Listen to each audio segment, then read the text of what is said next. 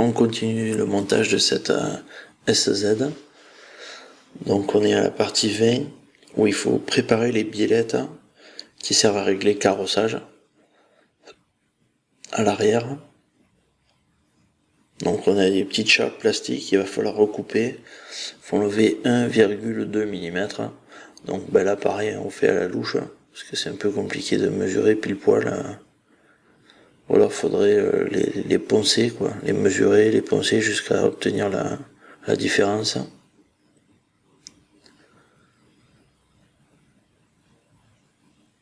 Donc après c'est pas d'une grande précision, si ça fait un 5 ou un 1, c'est pas dramatique. C'est pas des pièces où il y a beaucoup d'efforts. Donc ensuite on utilise des vis en tête de M2 par 6 mm de long. Je viens la visser dans une rotule et ensuite je viens visser l'autre rotule par-dessus.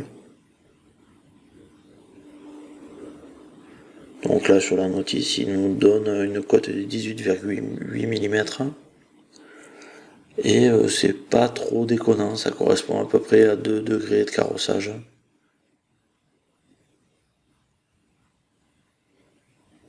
Après c'est à vérifier parce qu'il y a toujours un côté qui n'a pas le même carrossage que l'autre. Donc avec une fausse équerre ou un petit banc de réglage. Donc 18, 8, 19, on n'est pas au dixième. J'ai mis un peu moins. On prépare la deuxième biellette et ensuite on va pouvoir venir l'éclipser sur notre train arrière.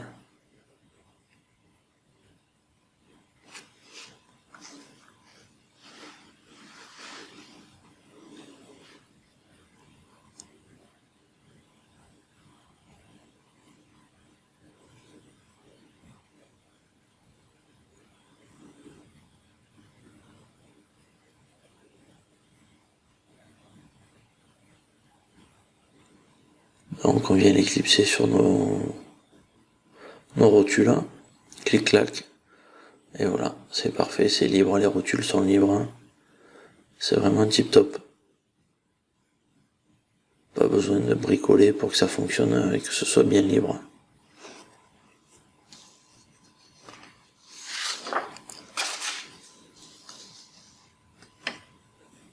Voilà, impeccable.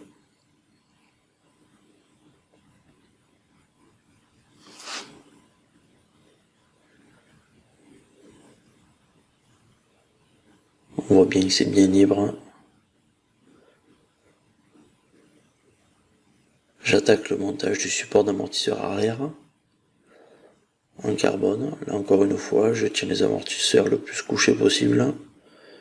Eux, à chaque fois, ils sont un cran en dessus le plus couché sur la notice.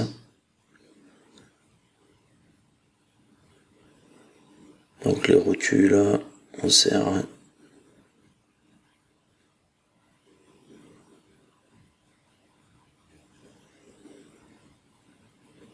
Il faut monter les rotules du bon côté, pas côté tête fraisée. La deuxième, je serre.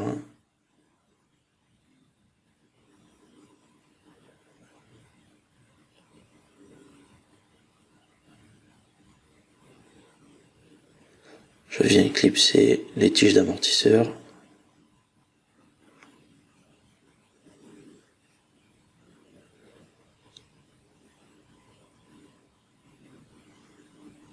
Qui sont libres, là aussi. Ensuite, dans cette partie 21, on vient mettre des petites butées plastiques qui empêchent l'axe de sortir. Donc elles se mettent comme ça, et ensuite on va venir visser la rotule bille pour l'amortisseur. Donc on prend une vis plastique, ce coup-ci, de 2 par 6.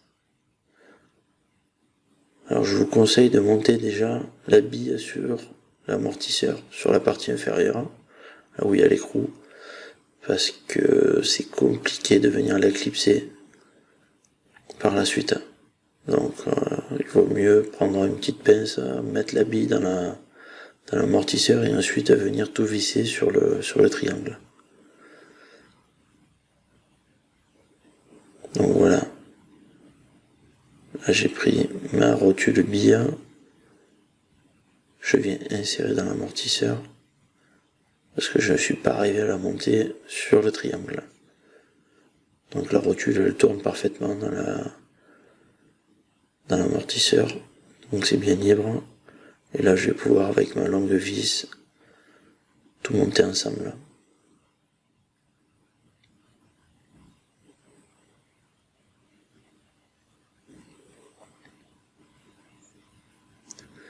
Un petit coup de pince si c'est pas parfaitement libre, ça déforme un peu le plastique et du coup ça donne un peu plus de liberté à la bille. Donc la petite pièce plastique, bien la positionner, hein. Son objectif c'est de tenir l'axe, qu'il puisse pas sortir.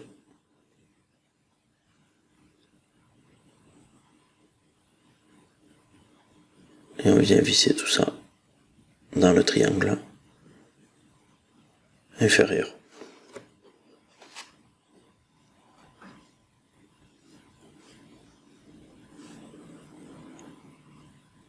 Voilà.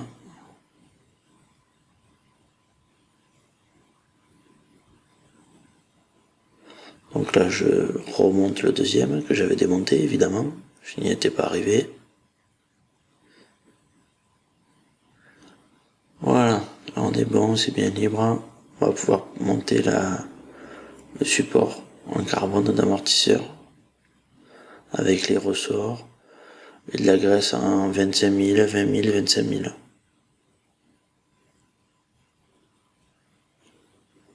Donc on met une petite chouille de graisse dans le tube de l'amortisseur, la partie inférieure, et c'est tout. Et après on vient enquiller la tige d'amortisseur dans son logement, et la graisse fera le reste.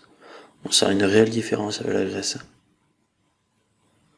La voiture rebondit plus, elle sautille plus sur les défauts de la route, de la piste. Donc là, les vis tête fraisée 2x4.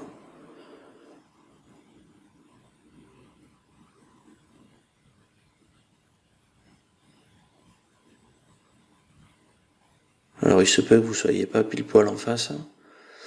Donc vous lâchez les vis des cellules en alu, en dessus là, les 4 vis. Vous mettez les vis à l'arrière du support d'amortisseur et ensuite vous revenez visser vos vis des cellules supérieures.